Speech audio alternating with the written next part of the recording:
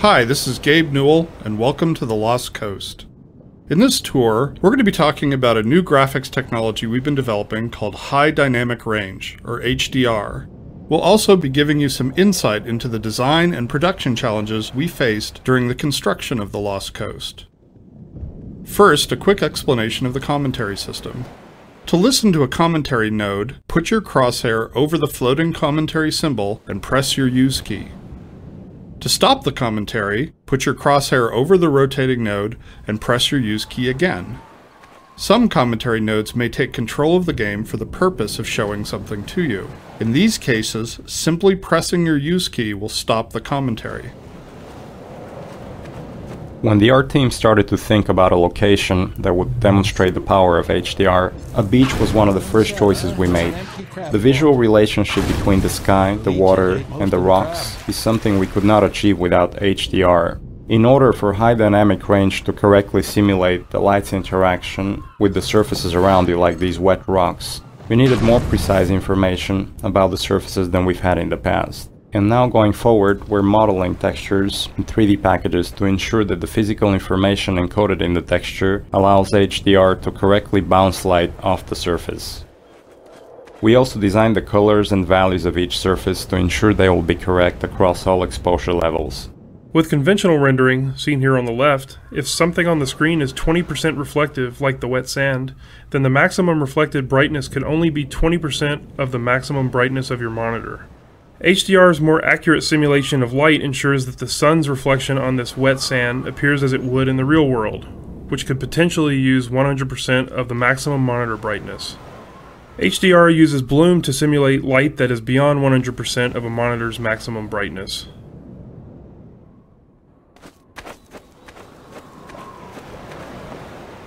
The process of building characters in Half-Life 2 taught us many things. By the end, we believed we'd figured out a more effective process for designing and constructing characters. This fisherman is the first character we built using that process.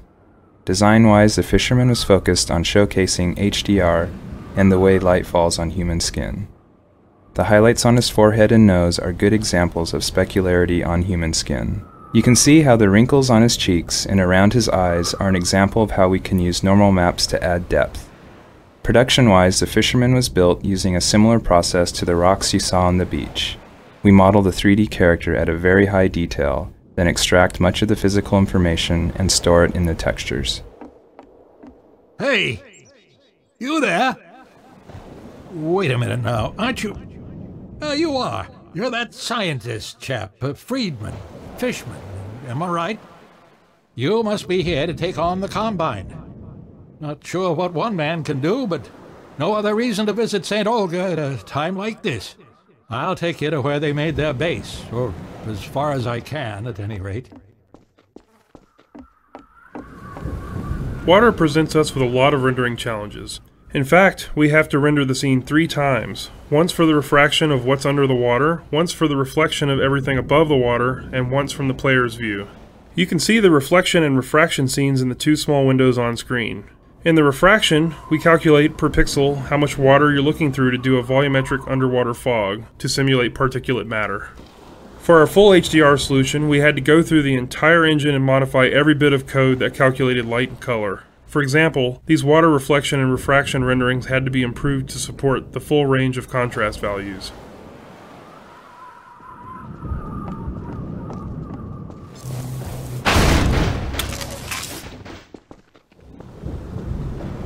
Here, now, let me just unlock this gate for you.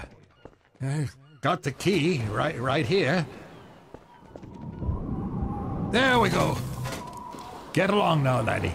Destroy that gun and no dawdling.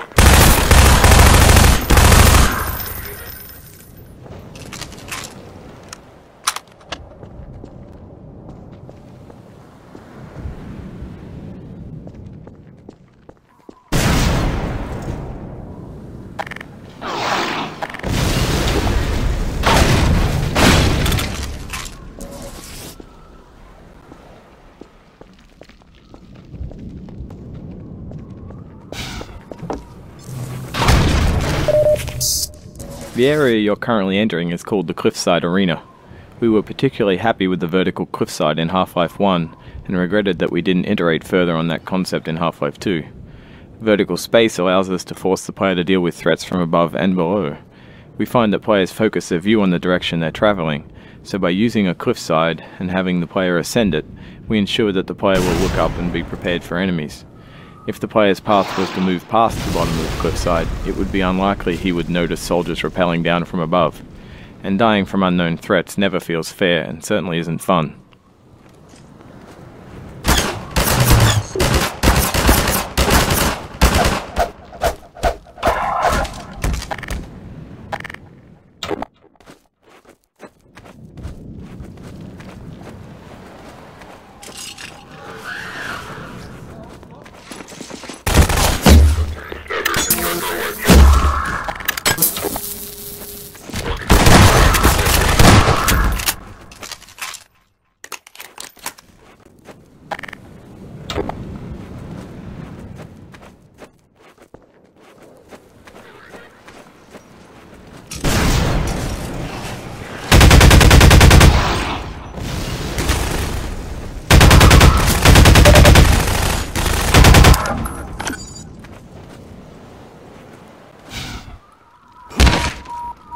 Minor fracture detected.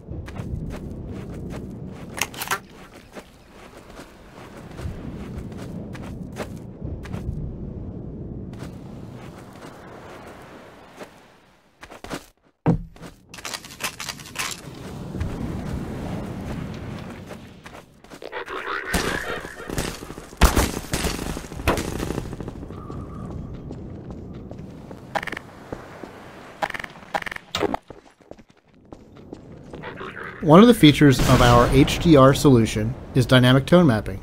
The easiest way to think about dynamic tone mapping is that it's a method of simulating the way the human eye reacts to light. In the real world, you've probably walked into a dark room and noticed your eye adjusting to the darkness, letting you see better after some time. Or you've walked out into a bright day and been blinded by the sun, only to have your eye adjust and allow you to see normally. Your iris is adjusting itself in response to the amount of light hitting your eye. Dynamic tone mapping simulates this by automatically adjusting the exposure of the scene to mimic the behavior of your iris. You can see this as the view moves from the dark tunnel to the bright sun and back again. Here, you can see the way we calculate the amount of light hitting the player's eyes. We take a snapshot of the scene, measure the brightness levels, and then use that to adjust exposure. We consider light at the center of the screen more important than at the edges, to better simulate the geometry of the eye.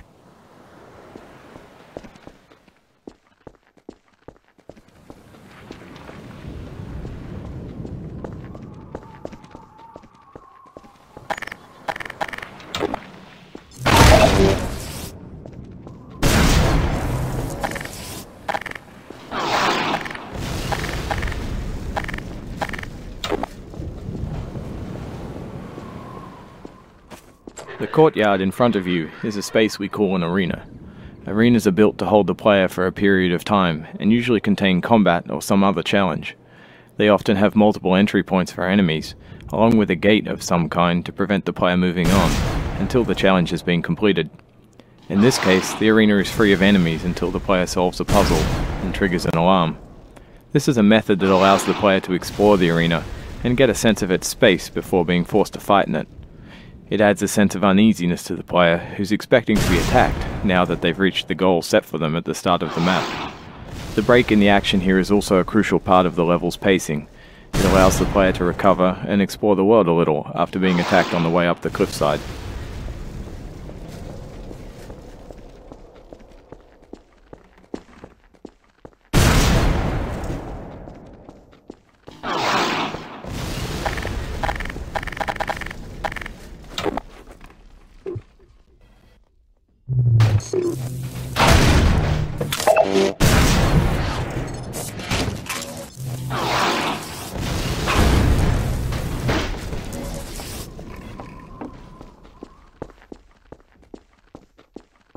The source engine supports a wide variety of shaders.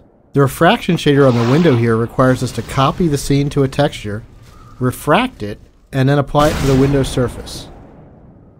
To fully support HDR, every shader in the engine needed to be updated, so this refraction shader was improved to support the full range of contrast. If you viewed the sun through this window, it would be refracted correctly.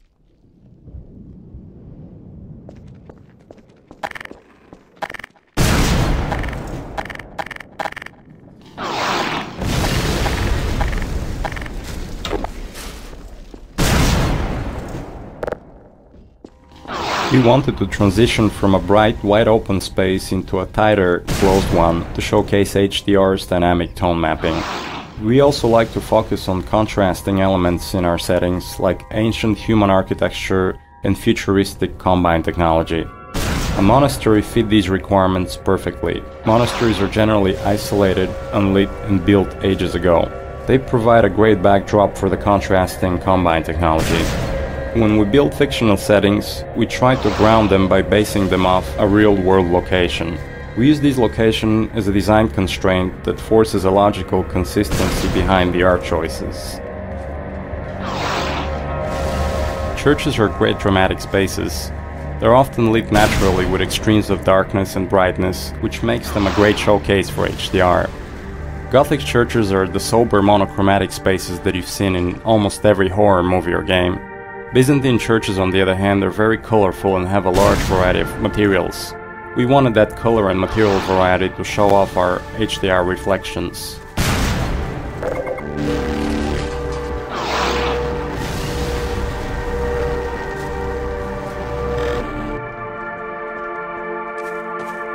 Our games are filled with things we call gates, which are essentially just challenges that the player must overcome to drive the experience forward. We used a puzzle here since the player has been through combat and exploration recently. When we design challenges, we try to ensure that the player's goal and the action required by the player are both fun. It's not hard to create interesting goals for the player, like stopping this machine from shelling the nearby village, but the action required by the player to solve the challenge needs to be fun as well. So instead of something menial, such as hitting an off switch, the player gets to use physics to jam the gun's mechanism and cause it to break.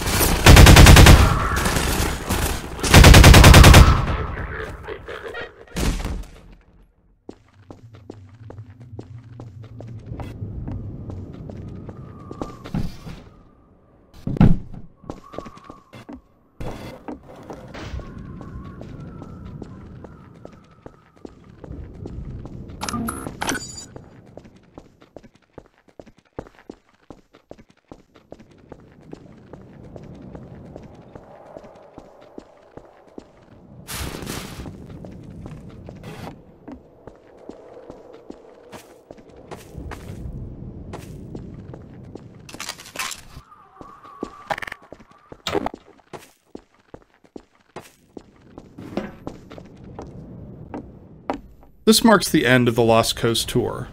This has been an experiment on our part to see if our community would find it interesting to learn more about our development process. As always, we're interested in your feedback. I can be reached at gaben, G-A-B-E-N, at valvesoftware.com. If people like this, we'll keep producing this kind of content for all of our games going forward. Thanks for listening.